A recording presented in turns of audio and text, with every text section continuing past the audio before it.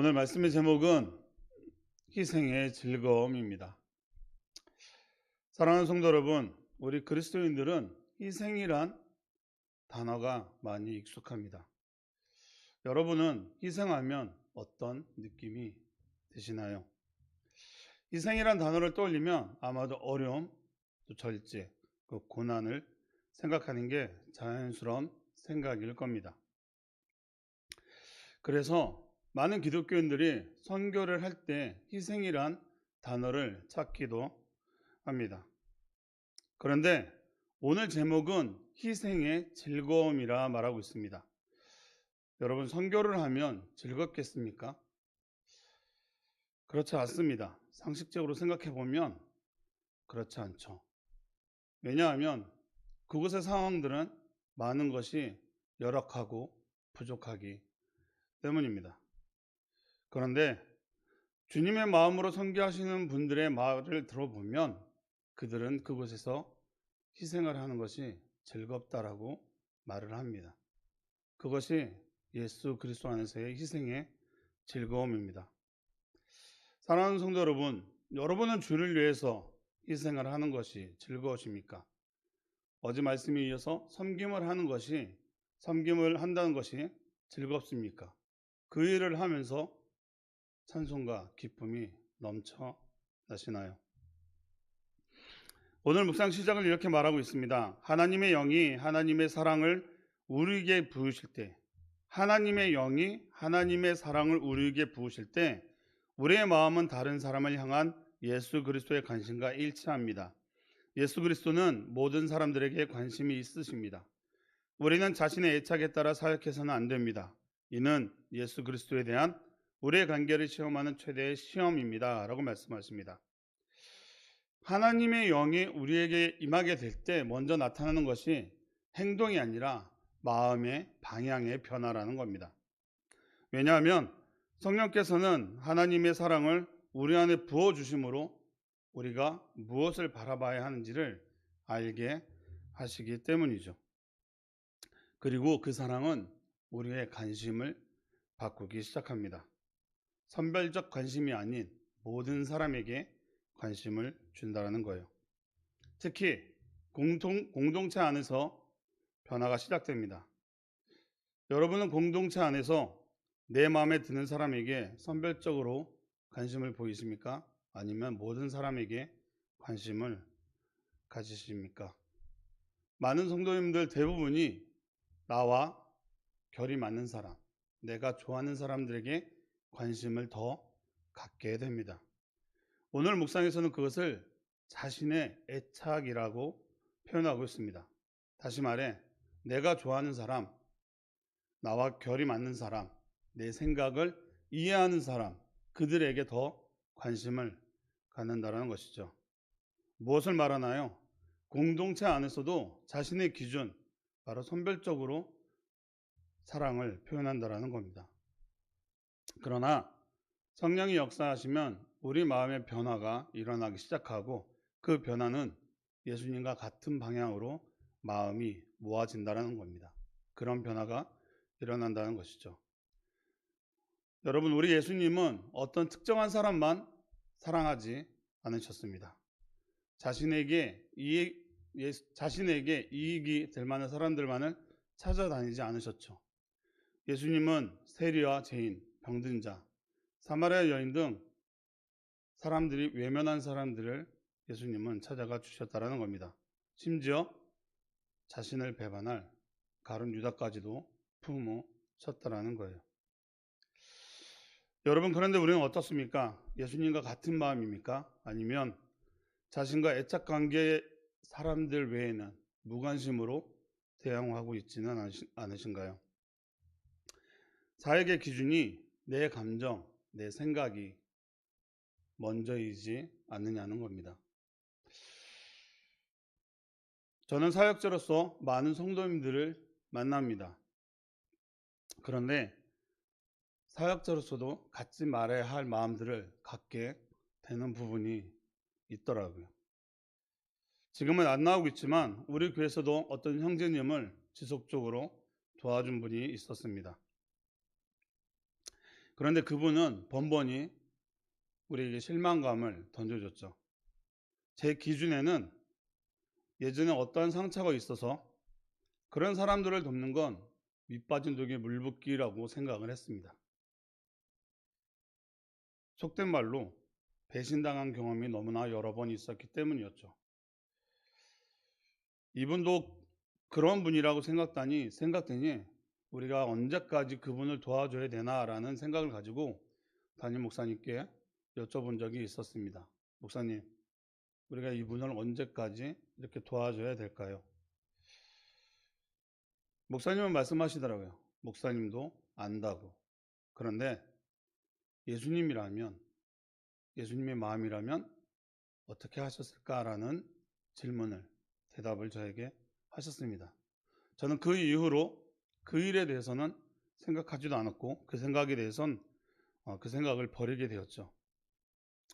여러분, 아직도 많은 교회들 안에 장애인들이 오기가 힘들다라고 합니다.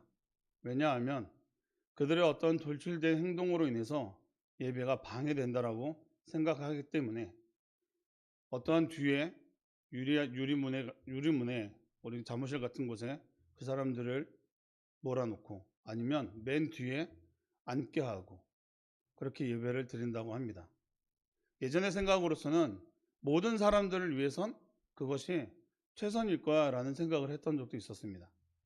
그런데 어느 순간부터 예수님이라면 그들을 그렇게 뒤에 한쪽에서 그들의 어떤 그런 행동 때문에 어떤 밀폐된 공간 안에 갇혀놓고 예배를 드리게 하는 게 예수님의 마음이었을까라는 생각이 들더라고요. 여러분, 그래서 우리 안에는 하나님의 사랑이 필요합니다. 하나님의 사랑을 품지 않으면 우리가 그것들을 바라볼 수 없기 때문이죠. 예수님은 그들을 품으셨죠. 그러면 제자된 우리들은 그 마음을 같이 품어야 되는 겁니다. 내 시선에서가 아닌 예수님의 시선에서 말이죠. 그 사랑을 전한 자가 바로 사도 바울입니다. 고린도전서 9장 19절에서 22절까지를 제가 축약해서 한번 좀 읽어드릴게요. 내가 모든 사람에게 자유로우나 스스로 모든 사람에게 종이 된 것은 더 많은 사람을 얻고자 함이라. 유대인들을 얻고자 하며 율법 없는 자에게는 율법 없는 자를 얻고자 함이라. 약한 자들에게는 약한 자들을 얻고자 하며 내가 여러 사람에게 여러 모습이 된 것은 아무쪼록 몇 사람이라도 구원하고자 함이니. 바울은 자신을 낮춰 먼저 낮은 사람에게 찾아갔습니다. 유대인들에게는 유대인처럼, 약한 자에게는 약한 자의 모습으로 바울의 기준이 아닌 예수님의 기준으로 그분들을 찾아갔다는 것이죠. 왜? 복음을 전하기 위해서 말이죠. 바울은 이방인에게 복음을 전하는 자로 부름을 받았지만 유대인들에게도 그 복음을 전하는 일에 최선을 다했다라는 겁니다. 갈라디아서를 보게 되면 바울은 갈라디아 교인들에게 행함이 아닌 믿음으로 구원을 얻는다라고 말하고 할례를 받아야 완전한 구원을 얻는 자들에게는 거짓 교사라고 말하면서 오직 믿음으로만 구원을 얻는다라고 갈라디아 교인들에게 말했습니다. 하지만 디모데에게는 할례를 시행하게 했죠.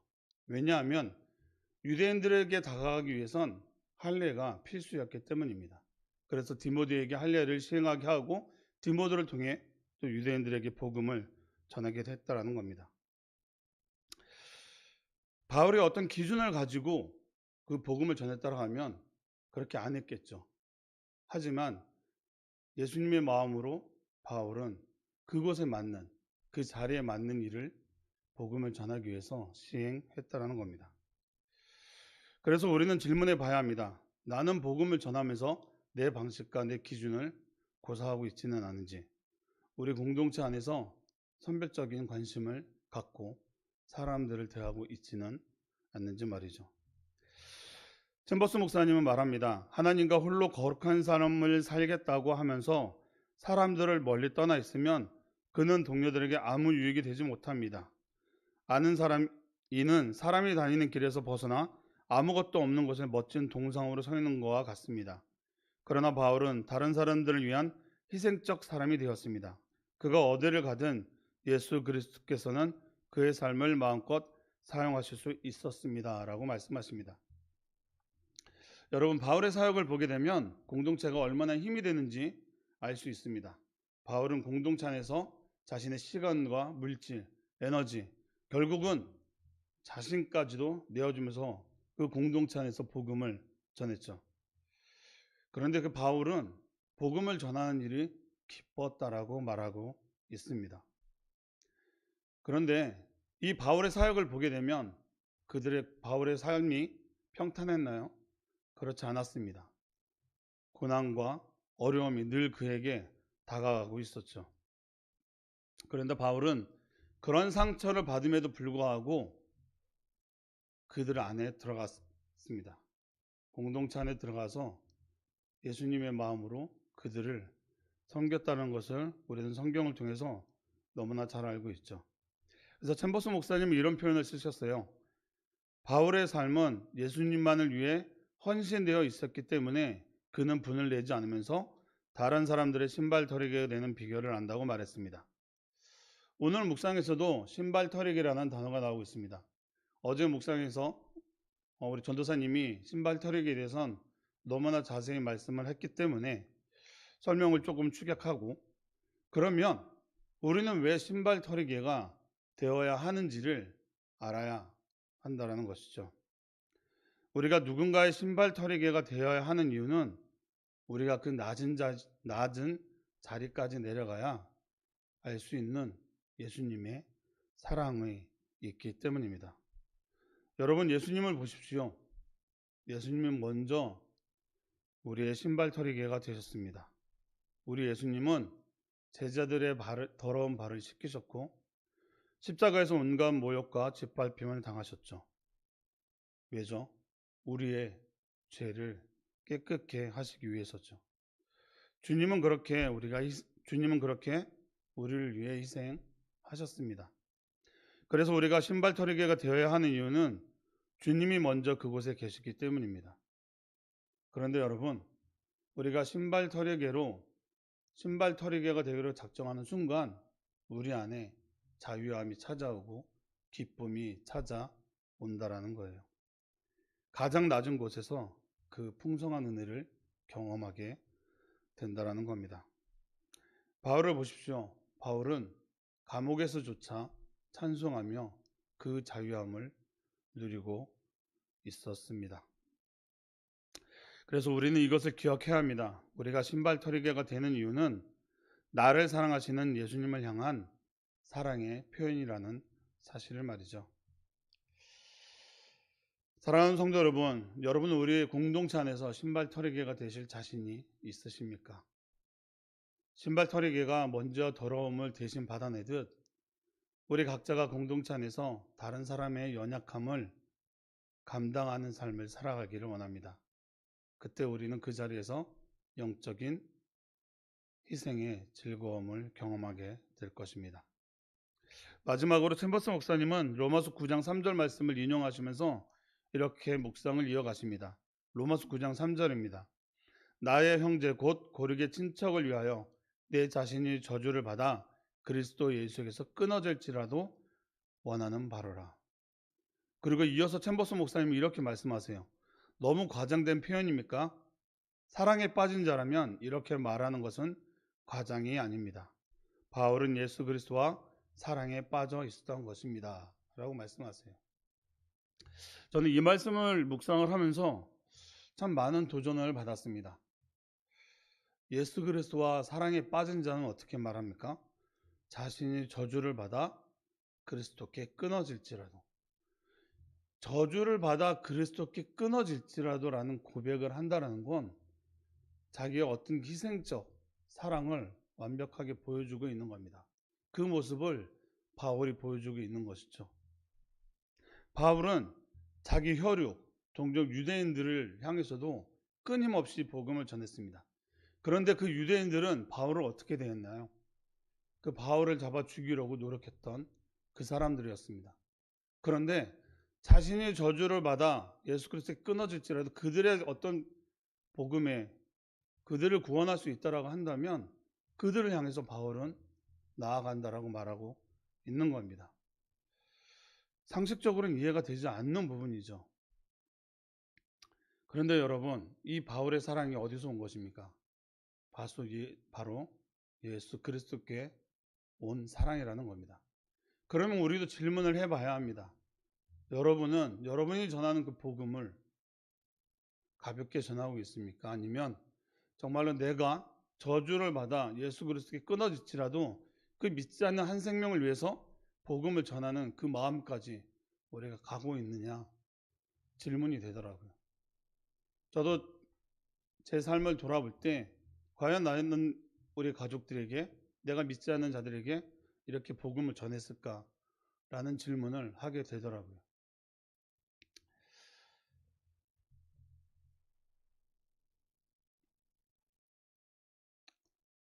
여러분, 사도 바울은 주님의 마음을 품은 자였습니다.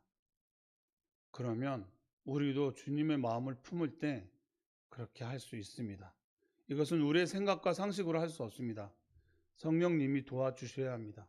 성령님이 인도하실 때 우리가 그 일을 할 수 있다라는 것이죠. 내 생각으로, 내 지식으로, 내 경험으로 아직도 할 수 있다라고 생각하십니까? 아닙니다. 절대 할 수 없습니다. 오직 성령님의 인도하심만이 우리가 그 일들을 해나갈 수 있습니다. 오늘 묵상의 제목이 희생의 즐거움입니다.